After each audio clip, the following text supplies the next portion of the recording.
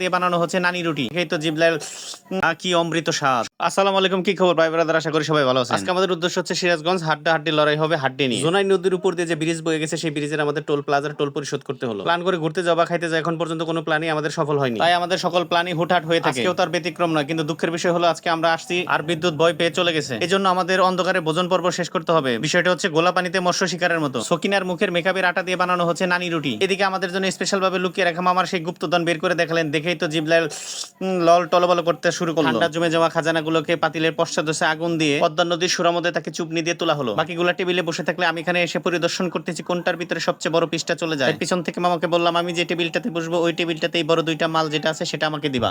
খুব ভালো লাগতেছে, কিন্তু লাইট হইলে ভালো হইতো। খন্দকার স্বাদ ভালো পাচ্ছি। কোনো কোনো কেন আসো মানে পাগল বানাইছে, ঠিক আছে। ও আচ্ছা, এটা না খেলে আমার ঠিক মতো রাতে ঘুম হয় না। সুন্দর লাগতেছে আর সবাই মিলে খাইতেছি।